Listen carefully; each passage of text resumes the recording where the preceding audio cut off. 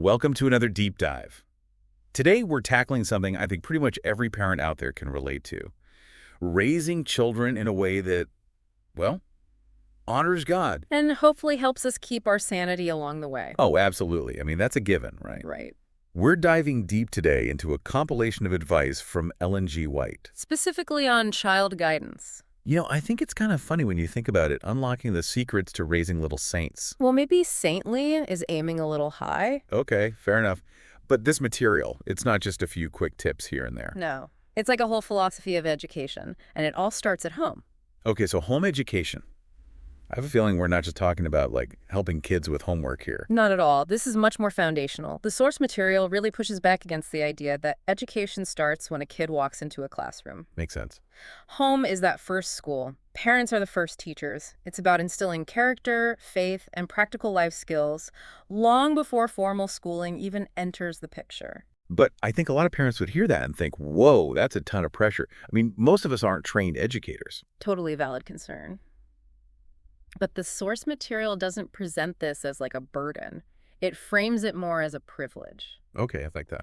recognizing that incredible influence we have in shaping those little lives. And it begins with the atmosphere in the home. The culture. Yeah, a culture that reflects, God's values. So it's less about drilling academics and more about just being intentional with the environment we create. Exactly. It's about setting the stage for learning, for spiritual growth, for developing a love for God that kind of permeates every aspect of life. It's almost like, I don't know, you wouldn't expect a plant to thrive in a dark, cramped space with no, nourishment. That's a great analogy. So children need that same kind of nurturing environment to really flourish. Right, got it. And the source material actually uses the example of Abraham. Father of the faithful. Exactly. And God himself commended Abraham for making home religion a priority. So it wasn't just outward rituals. It was weaving faith into the everyday stuff. That's the idea. Genesis 8:2 describes the angels visiting Abraham's tent. He immediately offers hospitality, whips up a feast, and their whole conversation, it just oozes faith. Paints a picture of a home where God is like a welcome guest. Yeah, honored in every aspect of daily life. And that extends to, practical stuff too, right? You're catching on. The source is pretty clear about avoiding idleness. Okay, so no couch potatoes allowed. It's not just about keeping kids busy with chores, though. It's about that work ethic, one that honors God. And prepares them, I guess, for life. Absolutely, a life of purpose. And, the source even suggests teaching kids practical skills. Like what? Sewing, cooking, gardening, all of that good stuff. I love that. It's funny, we think of chores as, drudgery. But you're right, there's real dignity in work. Right. It's the satisfaction of creating something, contributing. Exactly. And those skills, they foster self-sufficiency, resourcefulness. Even something as basic as sewing on a button or, cooking a simple meal. It's not just old-fashioned stuff. No, it's valuable in any era. It makes me wonder, though, in our age of instant gratification, Yeah. everything's so readily available. Oh, I see what you're saying. Are we robbing our kids of the chance to develop those essential life skills? That's a really good question. Yeah. And it ties into something else we struggle with today. That constant pressure to entertain our kids, keep them busy with structured activities. Always going. The source almost seems to suggest there's value in letting kids experience boredom. What? So, maybe letting our kids be bored isn't a parenting fail. It could be an opportunity for them to explore, to get creative, to figure out their passion. I love that. That's so good. All right, so no more guilt trips when my kids complain they're bored. Embrace the boredom. Okay, I'm with you. Now, this leads us to something else that's, kind of a big deal when it comes to raising kids. What's that? Discipline. Ah, yes. The D word. I have to admit, I'm a little nervous to hear what this source material has to say about discipline. I understand. It's a loaded word. It can sound harsh, all about punishment and power struggles. I get it. But it's important to approach this topic with an open mind. The source material, it's definitely firm on obedience. Okay, I'm hearing But that firmness always goes hand in hand with kindness, with love. So it's not about being authoritarian or anything like that? No, not at all. The source actually emphasizes that discipline, when done right, is an act of love, guiding our children toward self-control, not controlling them. Teaching them to govern their own behavior. Precisely. And what's interesting is the source suggests that children are actually happier when they're taught self-control, when they learn to respect order within the home. So it's not about stifling their individuality. It's about giving them, like, a framework Yeah. so they can thrive. You got it. Now, think about it. We often cave to tantrums because it's just easier in the moment. Oh, yeah. Totally guilty of that. But are we really doing our kids any favors by letting them, rule the roost? That's a really good point. It's a constant balancing act, isn't it? Discipline and love. Firmness and understanding. It is. And the source material really makes us think. Are we showing love by letting our kids dictate how they behave? Or are we setting them up for problems down the road? Lots to think about already. We've covered home education, those practical skills, now discipline. But there's this concept of purity that seems woven throughout the material, too. Yeah. And it's not just about, the birds and the bees. No, it's much broader than that. Purity of mind, body, and spirit. It's recognizing that every part of us is connected. True purity comes from a heart that's in tune with God's will. And, I was really struck by the warnings about fashionable dress. It wasn't just about vanity. It was about avoiding anything that could, lead to temptation or distract from a life focused on God. That's a great observation. And it's relevant even today. Think about how we present ourselves, not just through clothes, but our attitudes, our speech, even our online presence. Right? It's all connected. But here's the million-dollar question. How do we guide our kids in a world that's like drowning in messages that completely contradict God's principles? Yeah. Media, peer pressure, social media. It can feel like an uphill battle for sure. Totally. So what's the answer? Well, the source material points to the power of a God-centered home. A home where His Spirit can actually dwell. Right. And influence everyone who lives there. And a key part of that is family worship. Reading the Bible together, praying together, singing hymns. It's about making those times engaging, not just a dull routine. So what small changes can we make? How can we make our homes more spiritually vibrant? Something to think about. Lots to unpack there. And we've only just scratched the surface. This is getting good. It is, right? So much more to come. Welcome back, everyone. Hopefully you've had some time to really digest all those amazing insights we've uncovered so far. I'm ready to get practical. How do we actually take all this and, use it in our day-to-day parenting? Well, the source materials is pretty clear that it's not about achieving some kind of, perfect parenting ideal. It's more about progress, not perfection. Okay, I can get behind that. Progress over perfection, always. But where do we start? The source really emphasizes one key concept: consistency. Consistency. Honestly, I feel like I hear that word so much, it's practically become a mantra.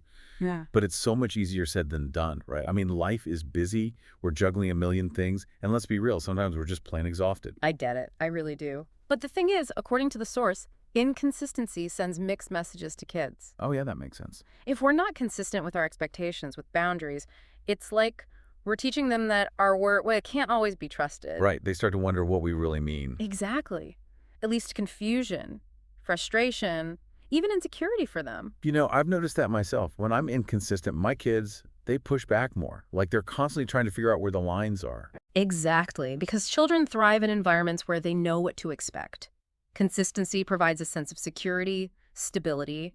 It frees them up to focus on learning and growing instead of trying to constantly figure out the rules of the game. So consistency is like the bedrock. But how do we actually achieve that? Especially when we're feeling overwhelmed or, let's be honest, a little bit lazy. Well, the source suggests it starts with clarity. Clarity about our values, our priorities. Okay, so what are the non-negotiables in our homes? What kind of character do we really want to see in our kids? Right. Once we have that vision, it's easier to set consistent boundaries, expectations that really align with those values. Makes sense. If we don't know where we're going, how can we expect our kids to follow? Right. It's like heading out on a road trip without a map or a destination. Aimlessly wandering. Okay, so we need a clear vision, a roadmap. What else? Well, just like planning a road trip, it helps to have a plan. The source talks about establishing routines, schedules that provide structure, predictability for kids. So like consistent bedtimes, meal times, maybe even set times for chores or homework. All of that. It doesn't have to be rigid or super complicated, but having some consistency in the daily flow, it just makes a world of difference. I'm starting to see how this all ties together. Consistency isn't about being like a drill sergeant. It's about creating an environment where our kids feel safe, secure, loved. You got it.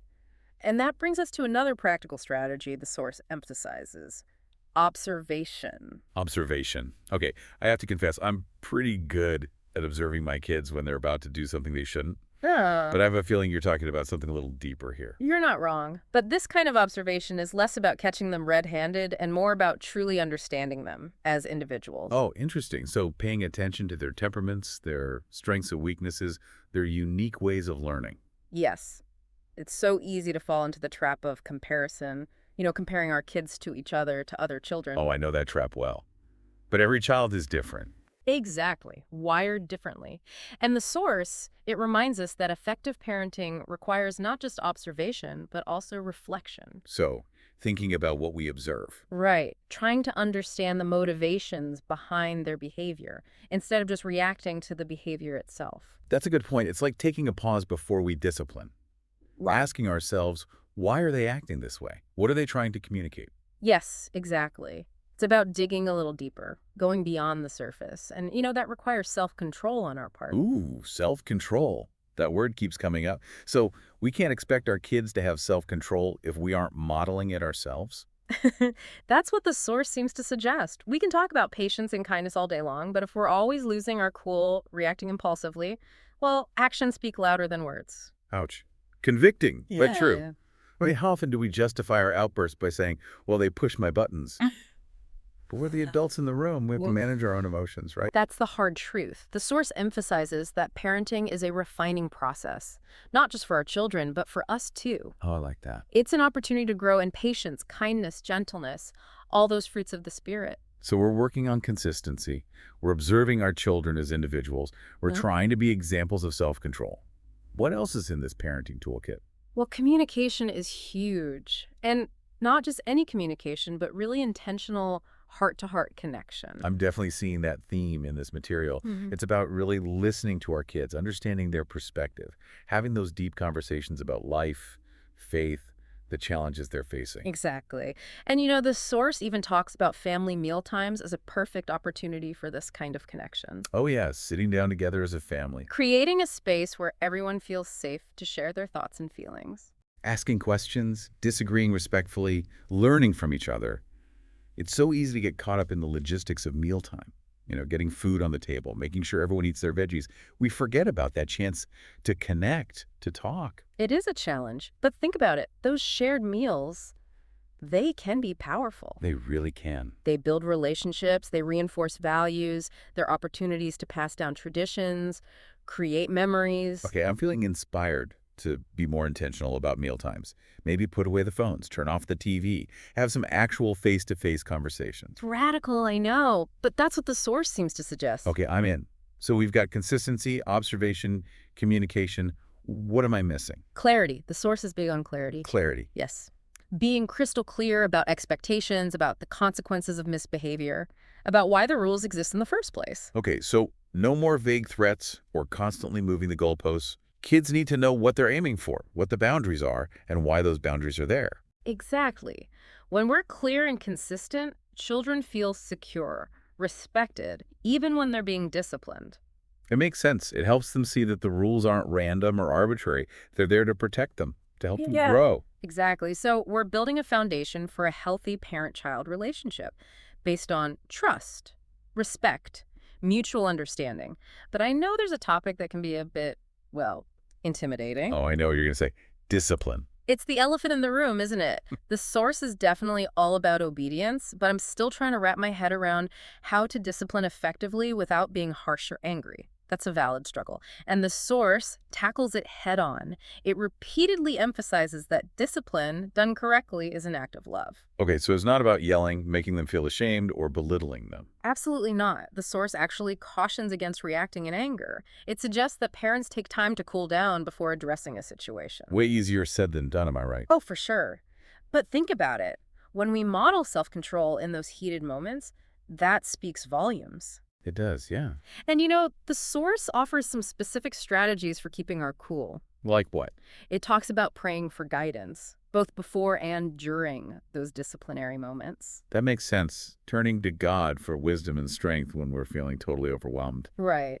And the source also encourages seeking advice from others. Experienced parents, mentors, people we trust. That takes humility, admitting we don't have all the answers. But it's a good reminder that we're not in this alone, right? We're part of the community. Exactly. And speaking of community, the source highlights the church. Oh, yeah. It suggests seeking out churches with strong children's ministries, creating opportunities for our kids to connect with other believers their age. It makes me think, am I really intentional about those connections for my kids? Or do I just drop them off at Sunday school and hope for the best? It's a great question to ask. The source seems to say it's not enough to just expose them to church. We need to be involved in their spiritual development, talking to them about faith, answering their questions, encouraging them as they grow. So to recap, we've talked about consistency, observation, communication, clarity, discipline rooted in love, and the importance of the church community. It's a lot to take in, but it feels like a very holistic approach to parenting. You're getting it. It recognizes that all these aspects of a child's life, they're interconnected. Yeah. And let's be honest, the source material doesn't sugarcoat it. This parenting thing, it's a lifelong journey. It really is. Constant learning and growing right alongside our children. Will there be mistakes? Absolutely. Challenges? You bet. But the key is to keep striving, keep seeking God's guidance, relying on His grace. It's good to remember we don't have to be perfect parents, just committed, willing to learn, willing to grow along with our kids. That's the heart of it. We're all works in progress, both us and our children. And this whole journey of parenthood, it's a learning experience. It really is. It's about constantly searching for God's wisdom, trying to be more like Him, extending grace, forgiving ourselves and those precious little ones entrusted to our care. All right, welcome back to our deep dive into Ellen G. White's advice on raising kids. We've covered so much ground already, but there's, well, one big piece of the puzzle we haven't tackled yet. The challenges of raising kids in today's world, it's a whole different ballgame. It really is. Yeah. We've talked about those foundational principles, the practical strategies, but let's get real. What about those everyday issues that make parenting feel like, I don't know, running a marathon through an obstacle course? I hear you. And honestly, the obstacle I'm tripping over most these days is media exposure. Oh, tell me about it. Screens everywhere, messages constantly bombarding our kids. It's like impossible to keep up, let alone filter it all. The source material talks about protecting children from, like, impure thoughts. But how do we even begin to apply that in today's world? It's a huge challenge, no doubt. But instead of feeling defeated, I think we can shift our perspective a bit. Remember that image of the home as a temple? Oh, yeah, that's powerful. That concept can be incredibly empowering. So it's not about creating this bubble where the outside world doesn't exist. It's more about being intentional about what we let into our homes. Exactly. Physically and mentally. It's about boundaries, not just for our kids, but for ourselves, too. Ooh, that hits home. Modeling healthy media consumption, that's huge, isn't it? It's one of the most powerful things we can do. I have to admit, it's easy to justify my own screen time while I'm lecturing my kids about theirs. But you're right, hypocrisy doesn't exactly inspire them to follow my lead. We've all been there. But the thing is, kids, they learn more from what they see than what they hear. That's so true. So healthy media habits start with us. Okay, but it still feels like a constant battle, you know. How do we actually combat the pull of all that flashy, addictive content? It's literally designed to hook them. Well, that's where creativity comes in. Remember those practical skills we talked about? Engaging kids in meaningful activities, that's one of the best ways to counter that pull of passive entertainment. So it's about creating beauty, not just consuming it. Exactly. Whether it's music, art, crafts, gardening, building, all of that good stuff. I love that. It gives them an outlet, builds their confidence, teaches them valuable skills, plus it keeps them engaged. Right. And don't underestimate the power of stories. Oh, yeah. Reading together, discussing characters, themes, even making up our own stories. It's all powerful stuff. Shapes their minds, their hearts. Way better than just parking them in front of a screen. And getting back to nature, that's huge too. We talked about it before, but it's worth repeating. Nature is God's second book, right? Full of lessons and wonders. It captures their imagination in a way that screens just can't compete with. So true. So less screen time, more time getting our hands dirty in the garden, exploring the woods, just being present in creation. Exactly. It's about nurturing a sense of awe and wonder, recognizing God's handiwork in all the beauty around us. And let's be honest, A little fresh air and sunshine is good for everyone. Mm. All right, speaking of challenges, there's another big one that parents are constantly facing: peer pressure. It's like this invisible force that can make even the most well-behaved kid suddenly transform into someone we don't recognize. It's powerful stuff. And I think that's where those foundational principles we talked about really come in. If we've helped our kids develop a strong sense of who they are, rooted in their faith, in their values. They'll be less likely to cave to the pressure. Exactly. It's not just about telling them to just say no. It's about giving them a solid why, a reason to stand their ground. Even when it's tough. Because let's face it, it is tough. It is. But the source material actually encourages us to equip our kids to be different, To stand out. to be lights in the world, to be the ones influencing their peers for good. So we're raising warriors, not worriers. But what about when they stumble? We talked about discipline, but what about those big mistakes? The ones that honestly break our hearts and make us question everything. That's where grace comes in. The source material, it's firm on obedience, but it's also full of compassion, full of forgiveness. It's recognizing that we all mess up. We do.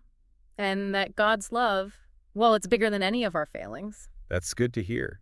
I think sometimes we get so caught up in trying to raise perfect kids that we forget they're human. Oh, I know. They're going to mess up. They're going to make bad choices. And how we respond in those moments, it's everything. It is. And the source emphasizes that we shouldn't shame or condemn them when they make mistakes. It's about approaching them with love, with understanding. Offering guidance, support, Yeah. helping them learn from their experiences. Exactly. It's about throwing them a lifeline, not pushing them away when they need us most. And you know what? We need to extend that same grace to ourselves, too. Sure, we're not going to get it right all the time. We're all works in progress, both us and our kids. This whole parenting journey, it's about learning and growing together. It's about seeking God's wisdom, trying to be more like Him, extending grace and forgiveness to ourselves and to those precious little ones we're raising. This deep dive, wow, it's been intense, but so insightful. We've gone deep into Ellen G. White's advice on everything: home education, media, discipline, peer pressure. Yeah. And throughout it all, there's been this one constant theme: God's grace is enough. It really is. It's the foundation of everything. It's not about striving for perfection. It's about surrendering to God's love and letting Him work in us and through us. As we raise these little ones for His glory. Exactly. Well, thank you so much for walking us through this. I know I've learned a ton. It's been a joy to share these insights. And to all of you listening out there, may God bless you and your families as you navigate this incredible adventure of parenthood.